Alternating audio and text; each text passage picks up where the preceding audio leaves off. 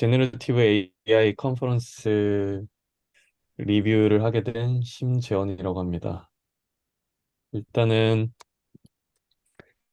목차를 보자면, 일단은 이거 정리하는데 거의 PPT가 5, 600장이어가지고 이거를 요약할까 아니면은 그냥 같이 보면서 할까 이렇게 고민을 좀 했었는데요.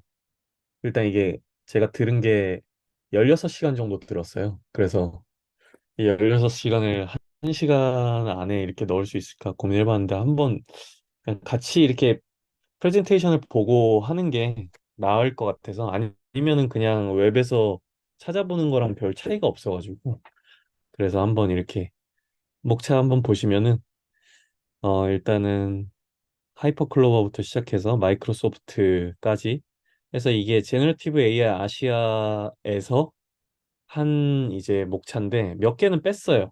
좀 직관적이지 않은 것 같고 재미없어서 네 뺐고 그래서 이거는 이제 그리고 그 다음은 서울에서 한 제너러티브 AI 서울 둘 다 서울에서 한 건데 이제 여기는 양재 엘타워에서 했는데 이거 같은 경우에도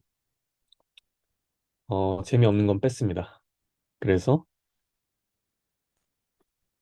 이제 이렇게 전경을 했는데 이게 동영상 뭐 굳이 재생은 안 하겠습니다. 그냥 이렇게 컨퍼런스 홀 전경이고요. 인터넷에서도 찾아보시면은 나옵니다. 나오네.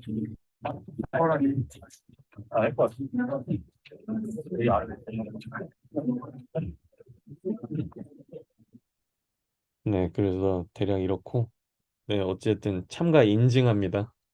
그래서 직접 참가를 한 거고요. 그래서 하이퍼클로버 X 네이버에서 한 건데요. 일단은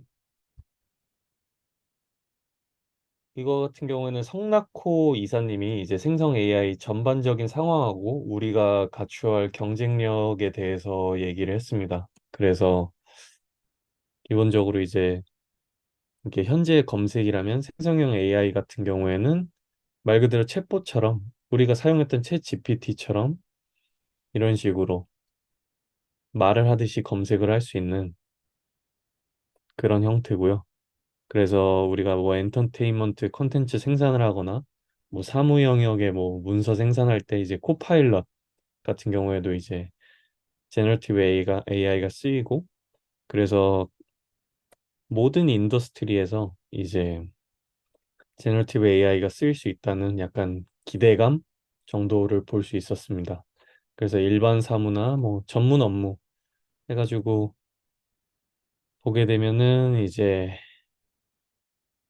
네이버에서 강조했던 게 이제 AI 주권을 강조를 했어요. 그래서 인터넷 전체에 이제 텍스트 데이터가 어떻게 보면 영어로 되어 있는데 이제 그중에서 한국어 같은 경우에는 요 정도 비율밖에 안 된다는 거거든요. 근데 이게 왜 중요하냐면 이제 뒤에 나오는데요. AI 제너티브 AI에서 이제 이 토큰 그러니까 영어로 할 경우에는 그 토큰 값이 얼마 안 드는데 한국어로 할 경우에는 그 토큰 값이 많이 들고 이건 결국 비용의 문제랑 직결이 된다고 해가지고 그래서 이제 AI 주권을 강조했습니다. 그리고 GPT-4 같은 경우에도 이후의 기술을 이제 공개를 하고 있지 않아요. 그래서 이제 유료화를 한 이후로 이제 제너티브 AI 전쟁이 이제 시작되지 않았나 이렇게 생각을 하고 있고 방금 얘기했었던 것에 정확한 예입니다. 보면은 뭐 옆에 영어로 써져 있는 거는 토큰이 7밖에 안 되는데 똑같은 말을 해도 우리나라 한국어 같은 경우에는 토큰이 36이나 드는 겁니다. 그럼 이게 결국은 비용의 문제로 해서 손해가 발생한다는 거죠. 그래서 이런 한정된 토큰 사정 크기로 인해서 메인 언어가 아니면은 품질에서도 속도에서도 손해가 발생한다. 그래서 이런 식으로 표가 있고요.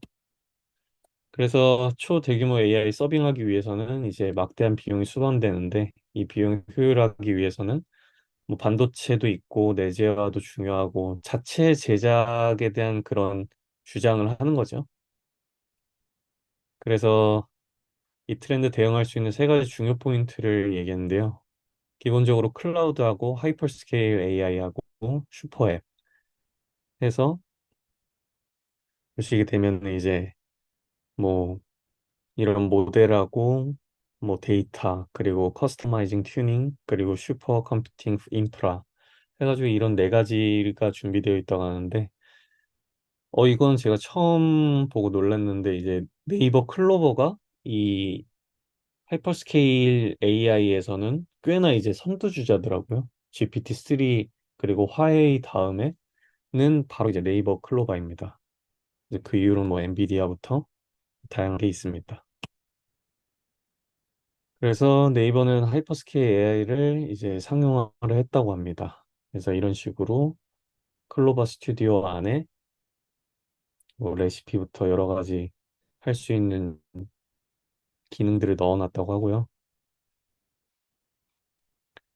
그래서 보게 되면은 이렇게 챗봇의 역할을 하는 거죠. 근데 이게 이제 어떻게 보면은 검색에 지금 현재 존재하는 검색에서 그 검색의 앞단을 준비하고 있다고 보여집니다.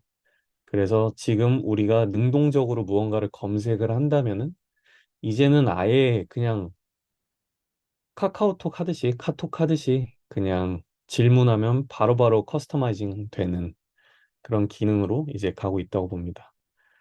그래서 요약을 이렇게 회의록 요약 기능이 있는데 이것도 이제 뭐 회의를 하게 되면은 알아서 이렇게 요약을 해주는 겁니다. 이것도 아주 혁신적이죠.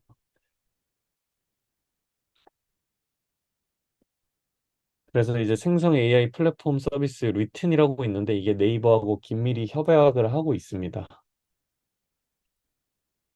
그래서 이제 하이퍼클로버는 뭐 이런 식으로 상품 라인업 다변화하고 상품 운영 지원 범위 이런 식으로 해가지고 하이퍼클로버를 제공한다고 합니다.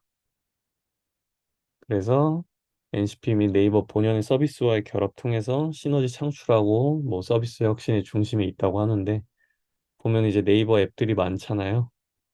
그래서 이런 식으로 포트폴리오가 있다고 합니다.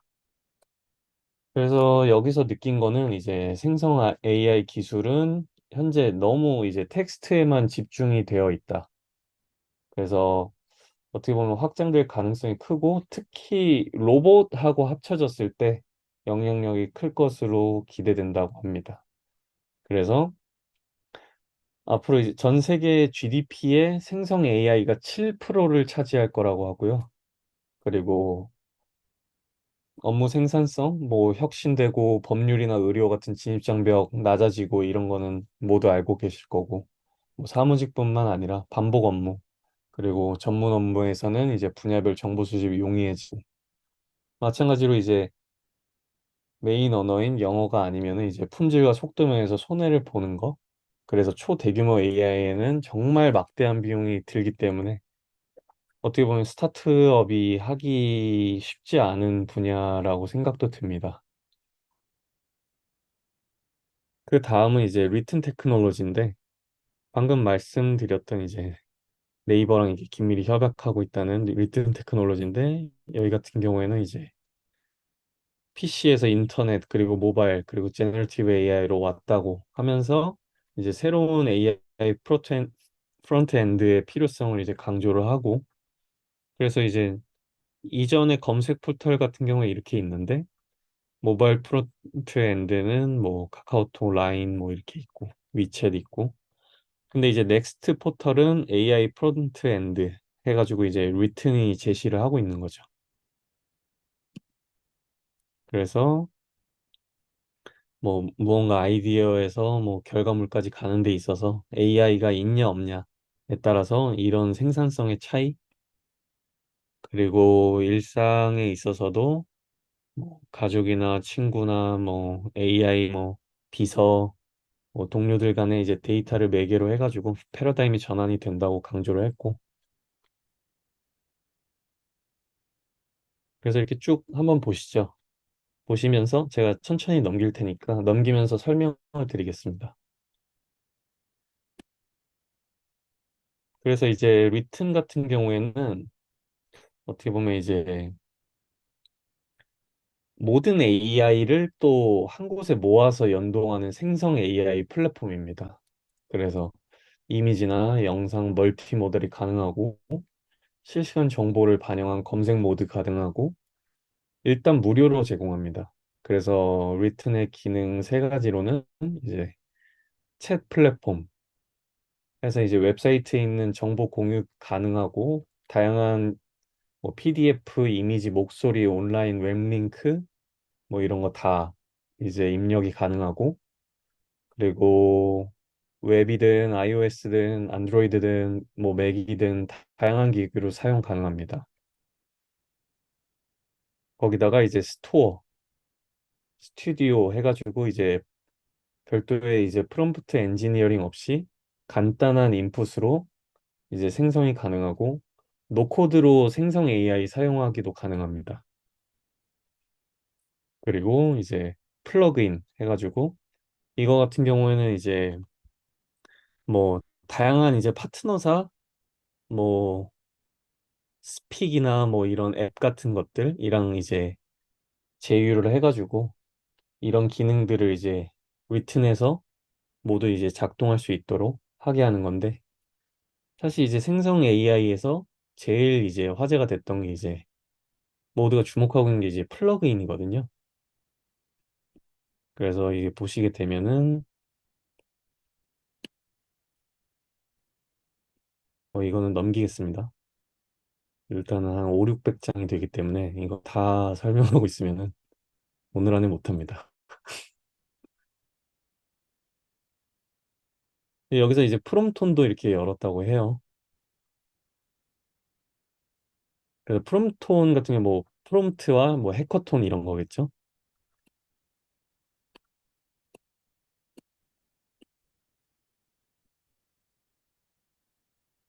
그래서 중간에 이제 프롬프트 뭐 엔지니어로 이제 뭐 몇백 대 일의 경쟁률을 뚫고 이제 입사하신 어느 박사님인데 이분이 뭐 이제 프롬프트의 가능성에 대해서 이제 얘기를 했습니다.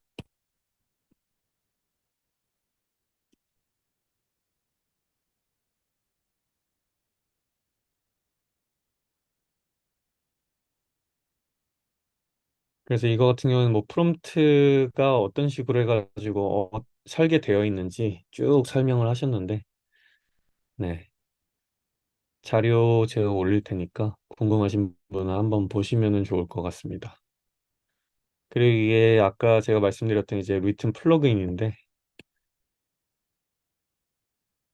보시게 되면은 뭐 이런 식으로 추천해줘 채팅을 하게 되면은 쭈루룩 나오는 겁니다. 이게 이제 제휴된 회사들을 통해서 이렇게 쭉 나오는 거죠. 그래서 어떻게 보면 이제 최저가 비교나 이런 것들이 이제 무의미해진다는 거죠. 그냥 질문만 해도 모든 게 된다는 거고. 그래서 이런 식으로 모든 산업 분야에서 다 가능해지는 겁니다. 그래서 이런 식으로 제휴를 맺었다고 하고 앞으로 더 늘어나겠죠.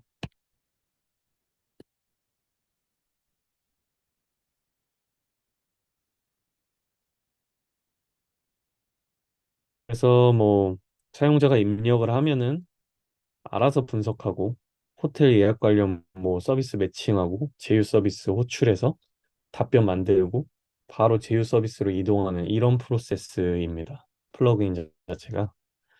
그래서 여기서 내거는 기치는 이제 모델 오브 모델스 해서 모델들의 모델이 되겠다 이거죠. 그래서 우리가 앱 시대 때도 가장 앞단을 차지한 구글 검색이 그랬던 것처럼 지금 생성형 AI 시대는 리튼이 그런 역할을 하기 위해 이제 노력하겠다 이렇게 얘기를 하고 있습니다.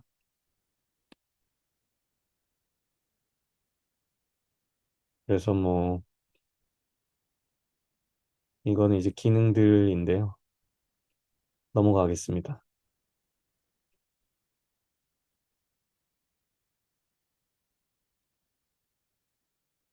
그래서 이제 뭐 챗 플랫폼이 되겠다고 하고 툴 스토어에다가 플러그인 해가지고 이제 모두를 위한 AI가 되겠다 얘기를 한 겁니다.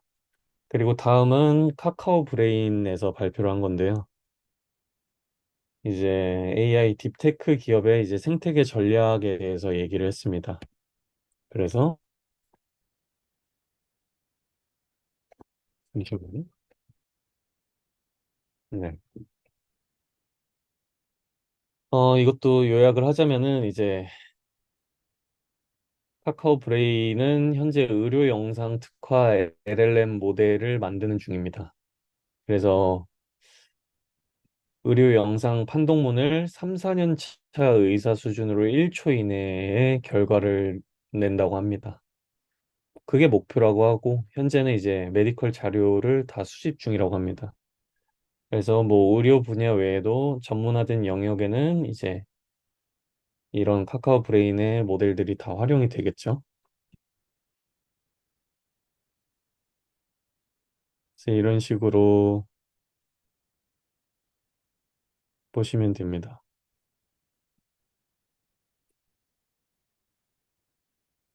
그래서 뭐 이거는 이미 아실 텐데 이제 GPT가 변호사 시험에서 원래 하위 10%였는데 GPT-4가 되면서 이제 상위 10%가 됐다. 이런 건데 사실 이제 GPT-4가 나온 지 좀 됐죠. 그래서 지금 어떻게 보면은 거의 한 달 한 달이 이제 AI가 성장하는 정도가 완전히 익스포넨셜하게 올라가고 있고 그래서 네, 매우 따라가기 힘듭니다. 그래서 아까 얘기했었던 이제 전문직 일자리가 위협이 될 거다라고 이제 하버드 로스쿨에서 얘기를 했고 이런 식으로 이제 고임금 노동의 전문 직군에 대한 변화를 이제 예고를 했는데 뭐 일단 MIT에서는 미국 노동자의 80%에게 영향을 끼치고 지식 노동자들은 이제 저임금 서비스직으로 밀어낼 거라고 합니다. 음, 네, 무섭죠?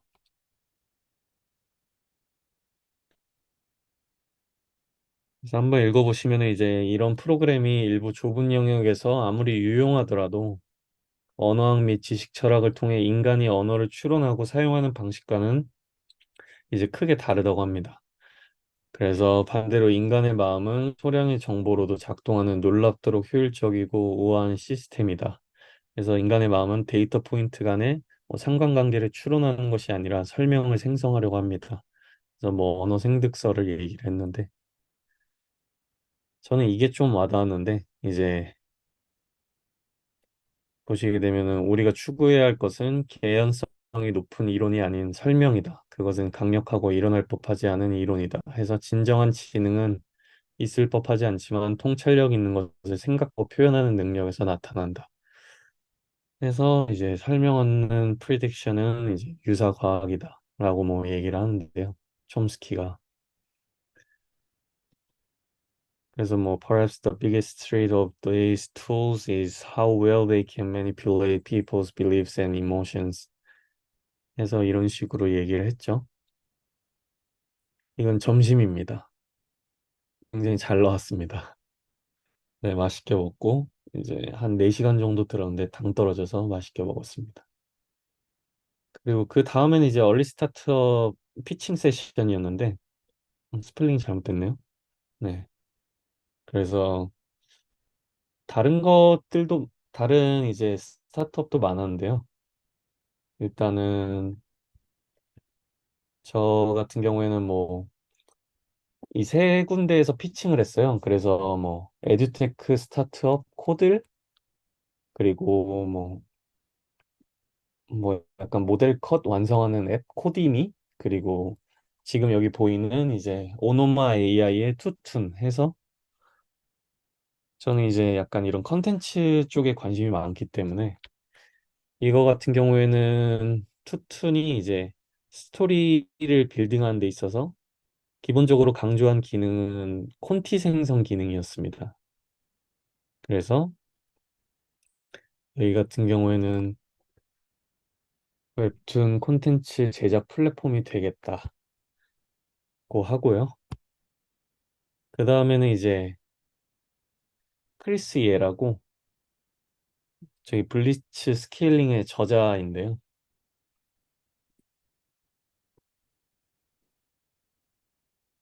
이거 같은 경우에 이제 So in many ways, LinkedIn may be one of the least successful. 이런 목소리를 갖고 계시고, 뭐 블리츠 스케일링 같은 경우에는 뭐 불확실성에 직면해서 효율성보다 속도를 우선시하며 뭐 빠른 성장을 추구한다. 뭐 이런 얘기고요. 블리츠 스케일링이라는 게. 그래서 보시게 되면은 이제 뭐 위너 테이크 모스 마켓 해가지고 뭐 이제 승자 독식 시장이고 뭐 높은 마진의 운영 확장성, 조직 확장성 뭐 이렇게 얘기를 합니다. 그래서 블리츠 스케일링의 이제 성장 단계가 처음에는 이제 패밀리, 그리고 두 번째는 이제 트라이브, 그리고 세 번째는 마을, 그리고 네 번째는 도시, 그리고 다섯 번째는 국가 해가지고 이런 식으로 블리츠 스케일링을 한다고 합니다. 그래서 블리츠 스케일링의 뭐 주요 전환으로는 뭐 소규모 팀에서 대규모 팀으로 전환을 하고 제너럴리스트에서 전문가로 전환하고 기여자에서 관리자 뭐 임원으로 전환하고 뭐 그렇습니다. 뭐 해적에서 해군으로 전환하고 그래서 블리츠스케일링의 반직관적 규칙으로는 뭐 혼돈을 포용하고 뭐 나쁜 관리 용인하고 뭐 당황스러운 제품 출시하고 다다다다다 뭐 문화를 진화시켜라 이렇게 있습니다. 근데 이분 원래 몰랐었는데 되게 유명하신 분이더라고요. 실리콘밸리에서 스탠퍼드에 하버드 MBA 나오셔서 이제 약간 VC 같은 거 하신 것 같은데 그래서 그런 식으로 있는데요. 제가 그냥 요약을 하겠습니다.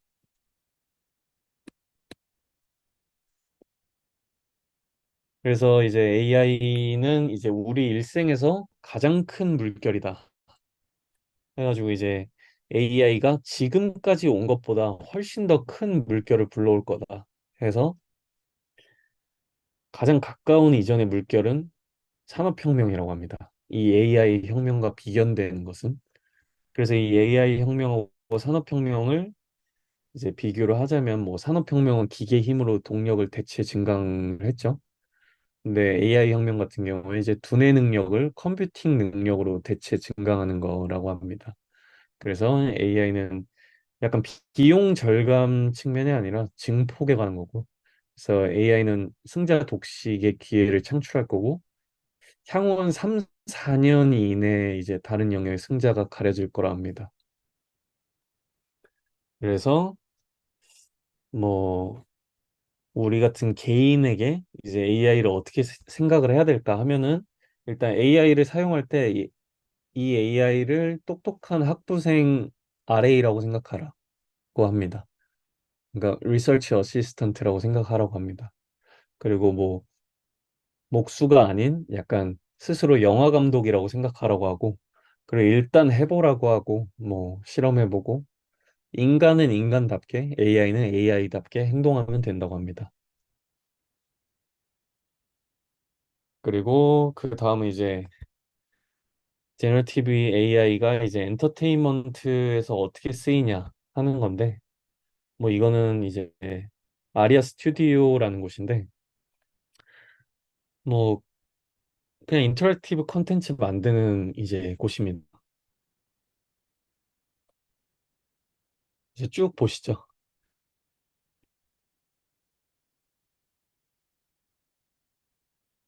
뭐 영국 제조공장이었고 뭐 오페라 극장이었고 그래서 기술이 발전하게 되면은 이제 문화도 이제 같이 발전하게 된다는 거죠. 전기가 발전하게 되면서 어떻게 보면 전기 조명이 생기다 보니까 사람들이 이제는 오페라 극장에서 이렇게 볼 수 있는 거죠. 그래서 문화를 향유하는 형태도 같이 발전을 한다는 거고 그래서 이런 식으로 있습니다.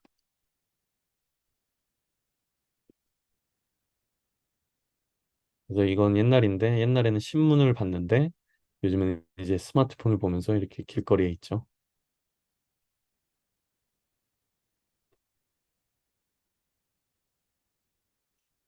그래서 엔터테인먼트 전반에서 이제 열심히 하고 있습니다. 그래서 그 전에 이제 모든 콘텐츠는 약간 반응형이었는데 이제 여기서 강조하는 거는 결국은 이제 인터랙티브 콘텐츠에 대해서 강조를 하고 있고 그래서 뭐 버추얼 휴먼이라든가 뭐 VR 뭐 여러 가지 이런 것들을 이제 얘기하고 있습니다. 이게 버추얼 휴먼입니다. 얘가 직접 뭐 눈도 깜빡이고 대답도 하더라고요.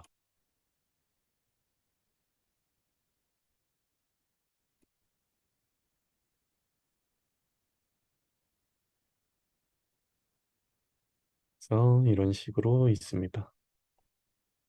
정말 영화 산업이나 영화 산업뿐만 아니라 지금 뭐 할리우드에서 이제 파업을 했죠.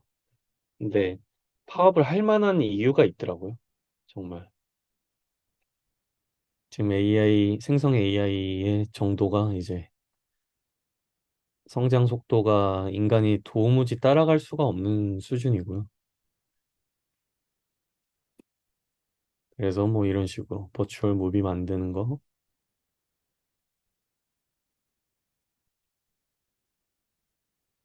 여기 뭐 컨텐츠 IP나 뭐 이런 거 본인들이 이제 보유한 거 얘기를 하고 있고 이런 식으로 이제 사업을 영위하고 있는 거고 그 다음은 이제 제너티브 AI하고 법인데 이건 이제 김현장에서 나와서 했습니다.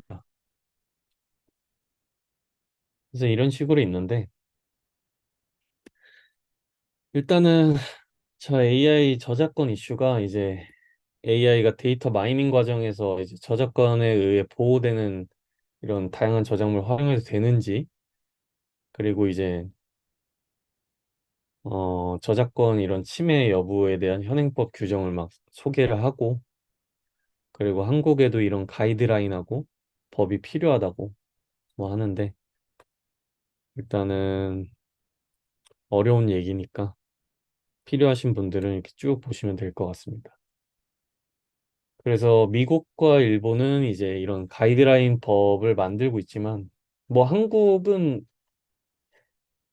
이제 만들어지기 시작은 하지만 아직 법은 없습니다. 그래서 뭐 데이터 프라이버시 이슈 해가지고 뭐 얘기를 하고 있고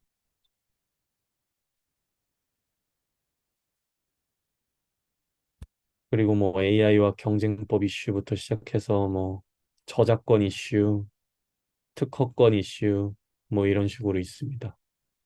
그래서 인공지능은 뭐 특허 발명자가 될 수 없다 해가지고 뭐 이렇게 하는데 아직은 좀 시기상조 같습니다. 무언가를 판단을 하기에. 그래서 이런 식으로 뭐 프라이버시 이슈 아까 얘기했던 것처럼 얘기를 하고 있고요. 이건 이제 궁금하신 분들은 한번 쭉 보시면 좋을 것 같습니다.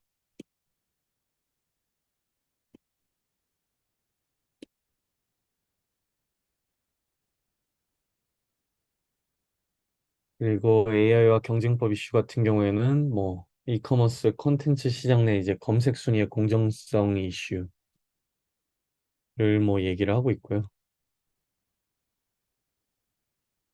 한국은 이제 검색 순위 알고리즘 공개는 안 하지만 자율 규제 중이고 그리고 뭐 우리나라 같은 경우에 이제 뭐 공정위 이제 과징금 부과한 이런 불공정 사례로 뭐 택시 콜 몰아주기 그것도 알고리즘이죠. 그리고 뭐 전용 페이 사용업체 우대 그리고 자사 서비스 검색 우선 노출 뭐 해가지고 그런 규제 동향이고요. 그리고 AI와 윤리 해서 뭐 인공지능의 이제 데이터 편향성하고 오남용을 얘기하고 있는데 뭐 역기능 사례로 뭐 GPT 탈옥해가지고 오해한 다음에 이제 오남용하는 거. 그래서 이거는 뭐 이제 뭐 이것뿐만 아니라 이제 GPT의 그 헛소리하는 거를 이제 할루시네이션이라고 하는데 그 할루시네이션도 문제고 그리고 뭐 이런 뭐 이제 이미지를 다르게 활용하는 것도 있고, 그래서 이런 식으로 이제 핵심 요소들을 설명하고 있는데, 이게 제일 중요합니다. 여기서는. 이 EU에서 인공지능법 초안이 이제 유럽의 상임위원회 통과를 했는데, 이게 이제 어떻게 되느냐에 따라서 앞으로 이제 제너티브 AI의 그 법적인 약간 법 제정이 이제 전 세계적으로 좀 벤치마킹 할 것 같아서 일단은 EU가 첫 삽을 떴습니다. 그래서 미국 같은 경우에는 뭐 자율 규제 중심이고 일본 같은 경우에도 이제 시작입니다. 우리나라 같은 경우에는 뭐 인공지능 AI 윤리 기준 해가지고 저런 식으로 했는데 네. 그래서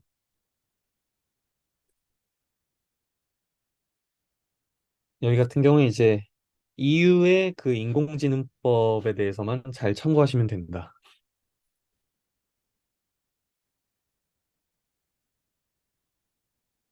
그리고 마지막으로는 마이크로소프트가 바라보는 생성 AI의 현재와 미래 해서 이거 같은 경우에는 이제 보시게 되면은 네, 이런 분이라고 합니다.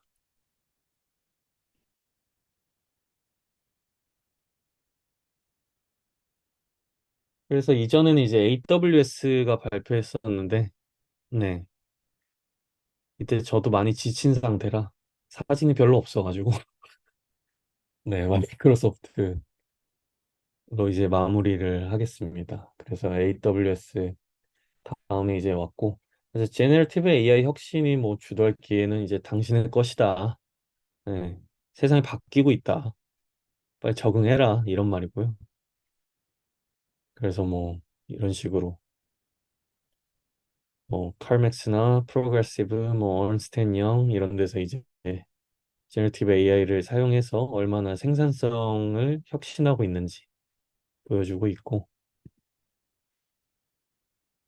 그래서 이제 마이크로소프트는 이제 책임감 있는 AI 원칙 마치 뭐 구글의 돈비 이보처럼 이제 제너티브 AI를 이제 자기들이 이제 약간 주도하고 있는 그런 느낌이 들더라고요.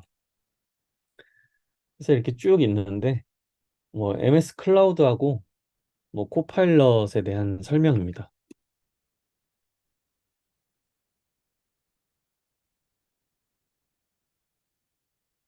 쭉 보시죠.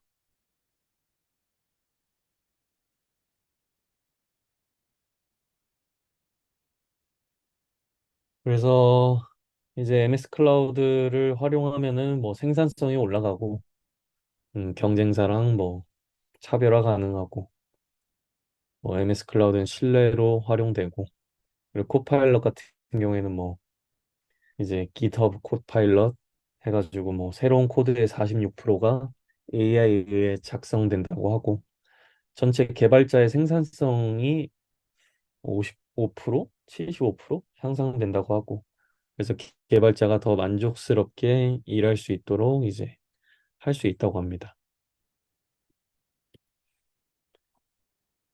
그래서 아주르로 뭐 모든 조직의 역량을 강화하고 있고 오픈 AI 파트너십을 엄청나게 늘리고 있습니다. 그래서 뭐 이제 지구를 띄우고 있죠. 마이크로소프트가.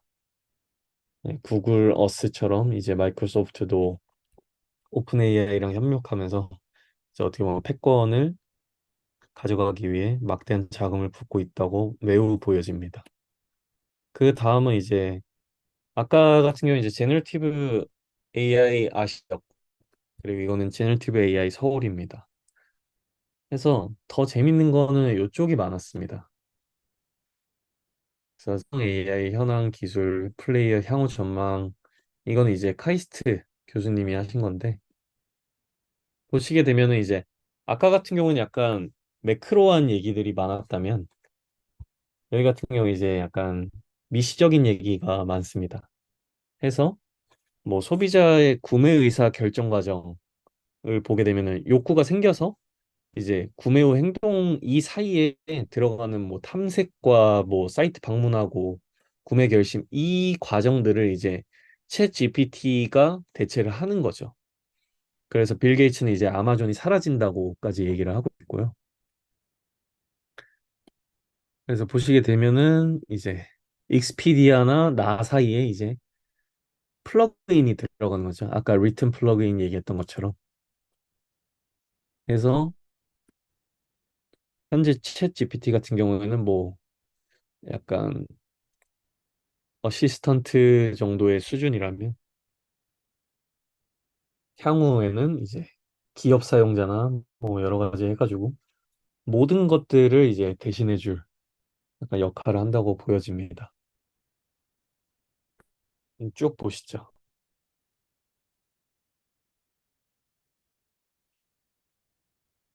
이런 식으로 아까 얘기를 했었던 이제 플러그인 앞에 이제 챗 GPT가 있고 그래서 현재 있는 앱들 모든 업체들의 앞단에 이제 플러그인이 들어간다고 보시면 됩니다. 그래서 기가 막히죠. 현재 플랫폼 비즈니스는 이러한데 이제 미래는 모델 오브 모델 비즈니스 약간 이런 느낌이죠. 그래서 미래 챗 GPT 같은 경우에는 지금 이제 뭐 노트북으로 끄적끄적거리고 있는데 미래에는 스마트 디바이스뿐만 아니라 뭐 자율주행 자동차, 뭐 스마트폰 앱스토어 그리고 로봇까지 광범위하게 쓰일 예정이라고 합니다. 그래서 챗 GPT의 다음은 로봇이라고 매우 보여진다고 하고요. 그래서 이런 식으로 뭐 전위 학습 방법에 대해서 설명하는데 네, 복잡합니다. 필요하신 분은 보시고요.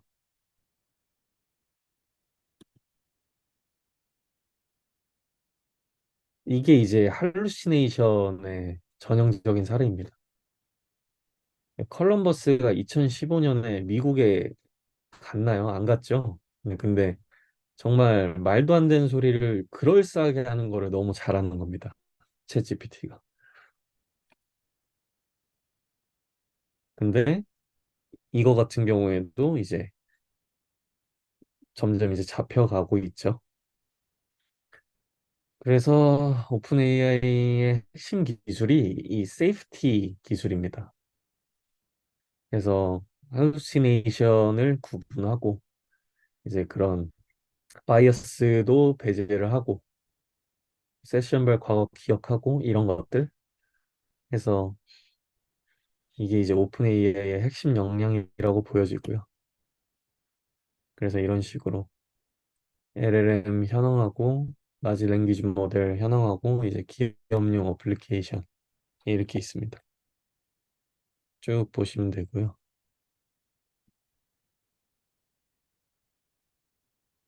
그래서 이제 말 그대로 사용자가 목표를 설정하면은 이제 이 목표 달성하기 위해서 세부 태스크 쪼개고 그걸 실행하고 그 결과물 모아서 최종 보고서 만든다고 하는데 이게 이제 AI 에이전트 기술이라고 합니다. 이제 여기부터 좀 재밌습니다. 이제 지루한 건 거의 끝났고요. 그래서 생성 AI는 뮤직 스타를 만든다.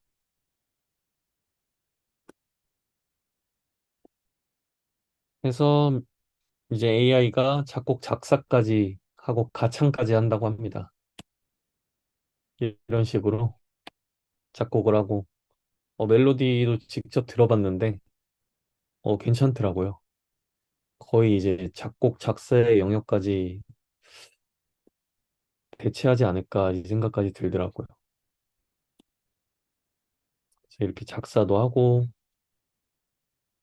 가창 생성 기술까지 있어가지고 자기가 만든 곡이 있으면은 이제 여러 사람 목소리로 음원을 생성할 수 있다고 합니다. 뭐 요새 유튜브에 뭐 약간 브루노 마스가 부르는 뭐 슈퍼샤이 뭐 이런 거 있죠. 그게 이런 것들로 이제 이루어진다고 보시면 됩니다. 그리고 이건 이제 크리에이터 이코노미 저자께서 하신 건데 피카소 얘기를 했죠. 그래서 매크로는 대략 이렇다고 합니다. 320조 원에서 624조 원까지 간다고 하고 그래서 이제 크리에이터 친화적인 뭔가 도움을 주는 약간 플랫폼부터 기술이 발달해서 그렇다고 하고 그래서 창작자들이 더 많은 기회를 이제 얻는다고 하죠. 그래서 크리에이터 이코노미 1.0, 2.0, 3.0이 있었고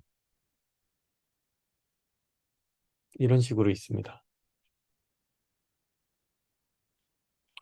뭐 1.0, 2.0도 그렇지만 이제 제너티브 AI가 3.0이라고 합니다. 그래서 이제 앞으로는 IP와 세계관이 중요할 거고 플레이 투 언은 이제 뭐 블록체인하고도 맞닿아 있죠. 약간 플레이 투 언하고 약간 느낌이 좀 비슷합니다. 그래서 이런 식으로 버추얼 휴먼 이건 크리에이터 인터뷰인데 넘어가고요. 그래서 생성형 AI를 활용해서 이렇게 창작할 수 있다고 하고요.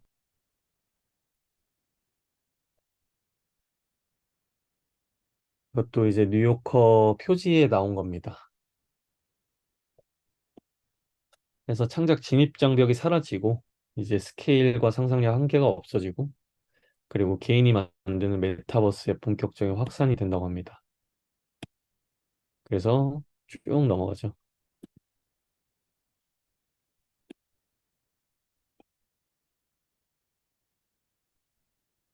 그래서 이제 미래 마블은 크리에이터 중에 나올 거다. 어떻게 보면 약간 1인 유니콘이 가능해진다가 이런 개념 아닐까 싶어요. 창작 컨텐츠의 영역에서는 이제 제너티브 AI가 되면서 점점 이제 개인이 할 수 있는 역량 자체가 옛날에는 뭐 3D 엔지니어를 하려면은 그걸 익히기 위해서 뭐 몇 년이 필요했는데 이제는 제너티브 AI가 그런 걸 다 해주니까 개인이 AI 비서들을 두고 컨텐츠를 만들어서 그걸 수많은 사람들에게 영향을 미치게 된다면 그게 1인 유니콘이 될 수 있는 거죠. 그래서 미래의 마블은 크리에이터 중에 나온다. 이런 얘기를 하고 있습니다. 그래서 재밌죠? 개인도 애니메이션이 되고 스테이블 디퓨전도 뭐 많이 사용하고 뮤직비디오까지 만들고 이런 식으로 이제 프롬프트로 뭐 버튜버, 메타버스 이렇게 있습니다. 전문가도 구별하기 어려운 결과물이라고 하는데 네, 뭐 논란이 있는 이제 작가께서도 이렇게 구분을 잘 못했다고 합니다.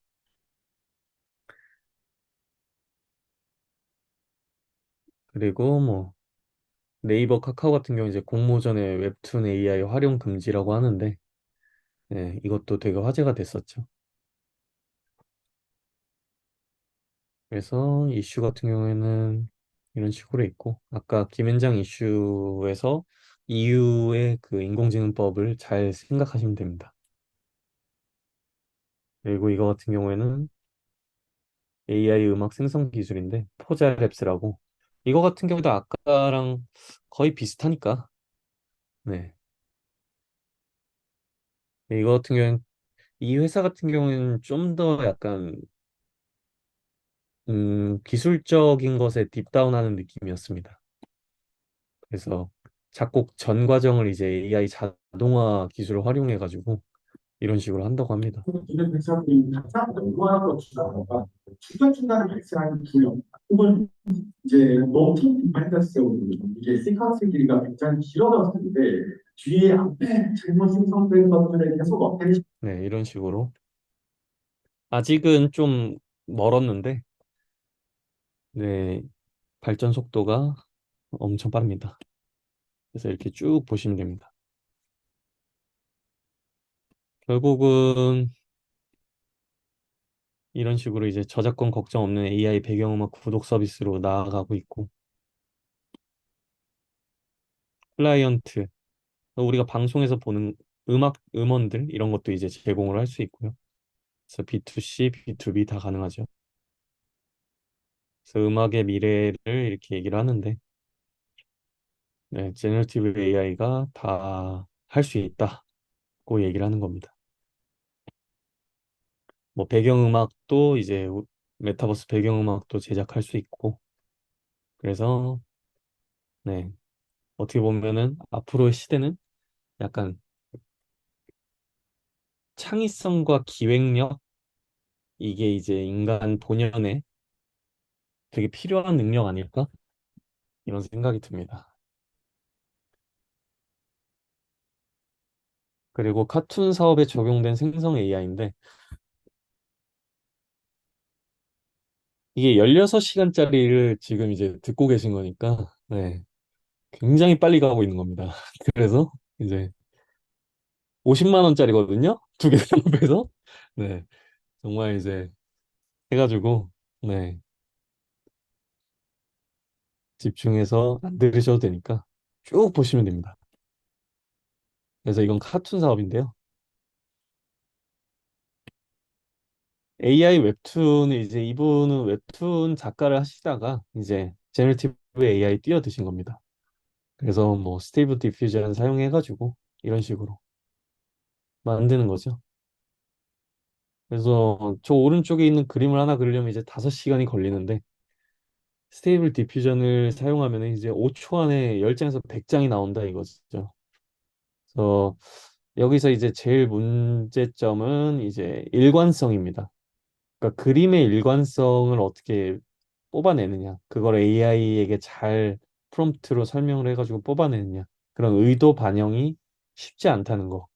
근데 그것만 해소를 한다면 5시간, 10시간 그리는 거를 이렇게 빨리 해가지고 생산성을 향상할 수 있다는 거. 그래서 여기는 쭉 그림이고요. 쭉 보시죠. 이게 다 이제 스테이블 디퓨전에서 뽑아낸 그림들입니다. 말도 안 되죠? 이거 그릴 수 있나요? 못 그릴 것 같아요. 예. 야, 잘 뽑혔죠? 기가 막힙니다.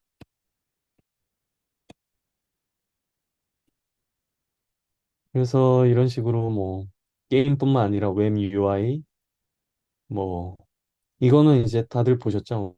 발렌시아가 해서 되게 화제됐던 영상인데 이것도 이제 다 제너티브 AI가 만든 거고 교육에서도 기회가 많을 거고 이외에 뭐 AI 공모전도 열리고 표지 제작하는 것도 이제 일러스트레이터가 아니라 제너티브 AI로 표지도 제작할 수 있고 그 결과물에 대한 감별 솔루션도 이제 생겨날 거고 그래서 약간 암호화학이나 이런 거를 아시는 분이라면 약간 AI가 결과물에 대해서 이 원작자를 뭐 아무튼 네 감별할 수 있는 그런 것도 솔루션이 나올 것 같습니다. 그래서 뭐 최근에 이제 로라도 화제가 됐죠. 스테이블 디퓨전에. 그래서 저작물은 이런 식으로인데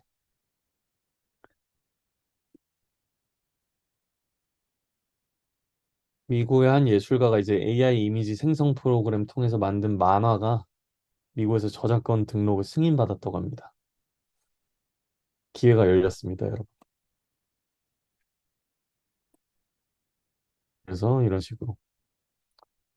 저는 이제 만화에 관심이 많아서 여기서 발표를 하는 게 참 재밌더라고요. 실제로 이제 웹툰에서 엄청난 별점 테러와 약간 웹툰 보이콧 운동이 일어났었는데 그 웹툰이 이제 신과 함께 돌아온 기사왕님이라는 웹툰인데 여기서 저, 저 나무 캐릭터 저 제너티브 AI 활용해서 만든 것 같다고 그림체가 다르다고 이제 하면서 문제 제기가 되면서 이 엄청난 별점 테러를 받았습니다. 근데 제가 봤을 때는 이제 그 시대의 전환에 따라서 정반합의 원칙이라면 약간 이제 반의 단계가 아닐까 싶고요. 그래서 이런 식으로 뭐 스케치업도 사용하고요. 이게 웹툰에서는 이제 배경을 쓸 때 스케치업을 씁니다. 그래서 이게 원래 건축에 활용되는 건데 네, 이런 식으로 웹툰에도 많이 활용되고 있습니다. 근데 이것도 이제 뭐 3D 툴이나 이런 걸 통해서 더 스케일업이 될 수도 있고 많은 기회들이 있습니다. 그래서 여기 이제 투닝 에디터 이렇게 설명을 하는데 쭉 보시죠.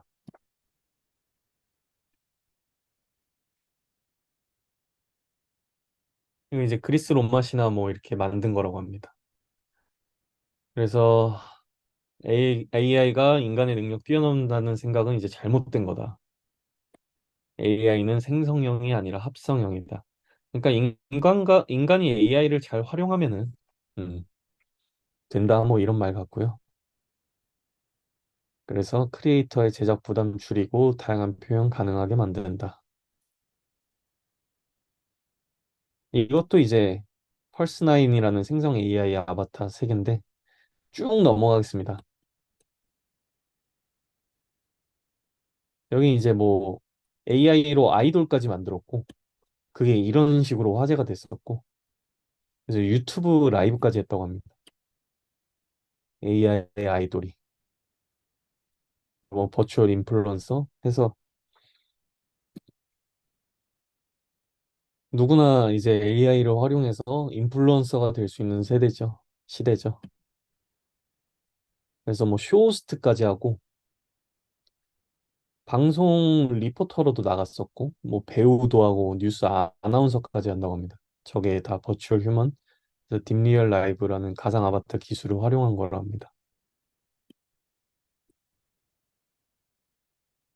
그래서 네 앞으로 그러니까 매트릭스라는 영화 보시면은 약간 진짜가 무엇이냐 이런 질문을 하잖아요. 그 진짜는 약간 그냥 우리 뇌가 인식하는 뭔가 그런 전파 같은 그런 얘기를 하는데 앞으로는 진짜가 뭔지 가짜가 뭔지 이런 거에 대한 생각을 좀 더 깊게 해봐야 되지 않을까. 어떻게 보면 정말 매트릭스의 세계가 오고 있다. 이 생각이 많이 들었습니다. 그리고 이거는 이제 CX 관점에서 비즈니스에 도움이 되는 방법? 그게 이제 챗 GPT가. 그래서 비즈니스 하시는 분들은 이제 보시게 되면은 뭐 이런 식으로 뭐 고객에 집착을 하고 고객 문제 어떻게 해결할 건가. 그래서 혁신 키워드가 생산성, 초개인화, 대중화. 그래서 아까 얘기 초개인화가 이제 어떻게 보면은 더더욱 개인화가 된다는 거고 그리고 개인들이 1인 유니콘이 나올 수 있다는 거는 결국은 수많은 개인들이 더 초개인화된 서비스를 이제 수요가 생긴다는 거죠. 그래서 생산성 향상, 이거 뭐 생산성 100배 높이는 도구라 하고 초개인화 해서 이제 디지털 개인 비서를 만드는 거, 대중화 해서 이제 전문화된 영역들이 이제 대중화가 된다는 거죠. 그래서 뭐 이렇게 유저와 AI 인터랙션 설계에 대한 이야기 있고요. 그래서 강조를 하는 게 뭐 시스템이 무엇을 할 수 있는지 명확히 하고 이런 식으로 시스템 한계를 명확히 해서 또 기대감을 조절하는 게 중요하다고 합니다. 그러니까 LLM 같은 경우에 무언가 얘기를 하면은 완벽하게 얘기를 할 거라는 이 고객의 기대가 있는데 그거를 잘 조절하는 게 중요한 것 같습니다. 그리고 고객이 원하는 걸 먼저 제시하고 자동 프롬프트 추천을 통해서 이렇게 할 수 있고 그리고 넥스트 액션 넛지하고 뭐 적절한 수준의 선택권을 제공하고 그리고 주목점과 주 사용자를 고려한 인터랙션 설계 이런 얘기를 하고요. 일반 사용자를 위한 사용성과 접근성 높이기가 쭉 있습니다. 그리고 뭐 에이전트 역할과 페르소나 고려를 하고 그래서 결국은 제너티브 AI조차도 제일 중요한 건 고객 경험입니다. 그래서 자, 이 정도가 이제 16시간에서 한 14시간 오신 거고요. 이제 한 2시간 남은 건데 2분 안에 끝날 것 같습니다. 이거는 이제 앞으로 LLM을 고려하시는 분들이 보시면은 참 좋을 것 같습니다. 그래서 이런 데모와 제품의 차이를 얘기하고 있는데 보시게 되면 디아블로 4가 처음에 트레일러가 나오고 나서 다시 이제 진짜 디아블로 4로 릴리즈 되는데 3년 7개월이 걸립니다. 그래서 보면은 데모를 만들어 가지고 이렇게 퍼블리시하는 거는 쉬운데 제품 만드는 거는 이게 어렵다는 겁니다. 그래서 데모는 잘 된 것만 체리피킹해서 보여주면 되는데 제품은 치명적인 경험이 없어야 되고요. 데모는 보이기에 신기하기만 하면 되는데 제품은 사용자가 실질적으로 만족을 해야 된다는 겁니다. 데모는 이해도가 가장 높은 제작자가 테스트하는데 제품은 기술에 관심 없는 일반 사용자가 사용한다는 겁니다. 간극이 있죠. 거기다가 최적의 사용 환경을 가정하는데 제품은 다양한 제약 조건이 있는 상황을 가정해야 된다는 겁니다. 데모는 비용이 고려되지 않는데 제품은 비용 대비 가치 창출을 고려해야 되고 데모는 짧은 시간이라도 매력적이면 되는데 제품은 사용자가 사용하는 긴 시간 동안 반복적으로 사용해야 되니까 그런 차이가 있습니다. 그래서 LLM은 뭐 엄청난 능력이 있지만 동시에 뭐 할루시네이션이나 바이어스 등등 치명적인 실수도 많이 저지르기 때문에 LLM이 기회가 있다고 생각하는 거. 근데 그게 쇼텀 비전하고 롱텀 비전이 좀 다를 수 있다. 생각해 보시면 될 것 같습니다. 그래서 장기적이고 많은 사용자 그리고 돈까지 지불하는 그게 제품의 증명이라고 하고 만들 때 고민해야 되는 게 뭐 reliability 신뢰성에 대해서 얘기를 하고 controllability 제어 가능성에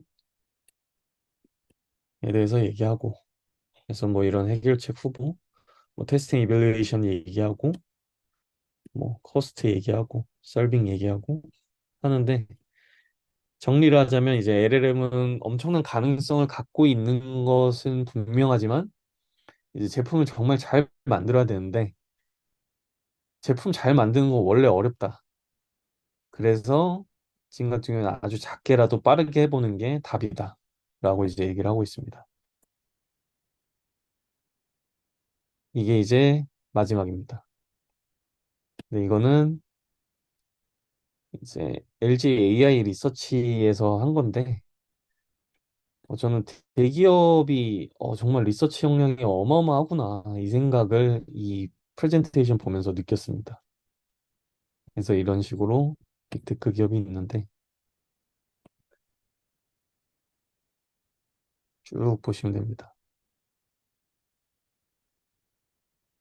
라지 스케일 파운데이션 모델을 보여주고 있고 그래서 정말 지금 따라잡기 힘든 속도로 생성의 AI 활용 사례가 등장하고 있다고 합니다.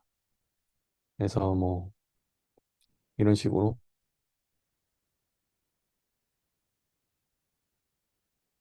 거기다가 뭐 지식 근로자의 일하는 방식이 혁신하고 뭐 앞으로 로봇이 등장하면 육체 노동까지 이제 보조하는 역할을 하거나 대체를 하겠죠.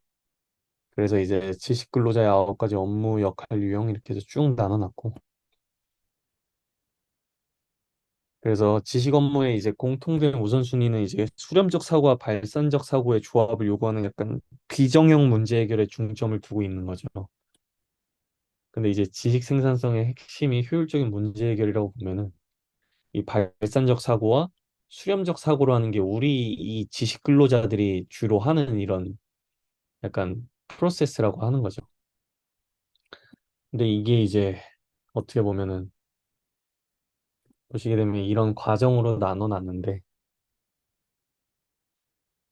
이런 것들이 이제 제너러티브 AI를 통해서 많은 것들이 이제 대체가 될 수밖에 없다는 거. 하지만 이걸 잘 활용하는 사람은 뭐 저런 지식 근로자 같은 경우에도 저 과정이 대체되지만 저걸 잘 활용하는 방식으로 생산성을 높일 수 있다는 거. 그래서 이게 보게 되면 이제 인풋에서 피드백 이런 식인데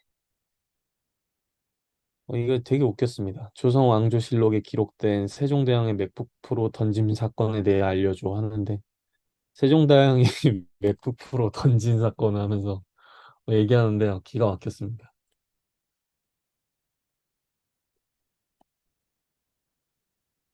그래서 이런 식으로 단순 해프닝일지 혁신의 시작일지 이게 되게 고민이 많습니다, 다들. 왜냐면 비용 문제가 되게 큰 것 같습니다. 하이퍼스케일 AI를 운영하는 데 있어서 비용 문제가 너무 많이 들어가고 그래서 생성형 AI 한계는 대략 이렇습니다. 아까 얘기했던 뭐 할루시네이션 바이어스, 뭐 카피라이트 여러 가지 있죠. 그래서 지금 다양한 연구가 이루어지고 있고 경제성을 높이기 위해서 연구를 하고 있고 그래서 이렇게 쭉 보시면 됩니다.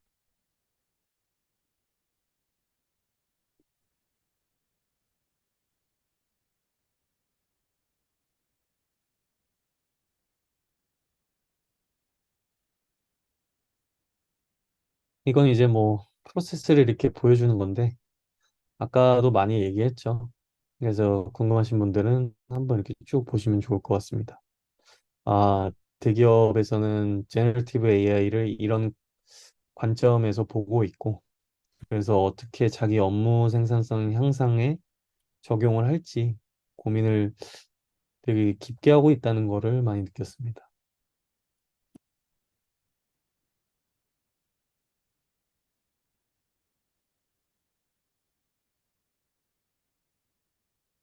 그래서 뭐 빌 게이츠는 계속 언급하고 있고 구글 CEO는 AI 발전으로 더 많은 변호사가 필요할 거라고 하는데 앞으로 미래는 아무도 모르겠죠. 그래서 이상 발표를 마치겠습니다. 감사합니다.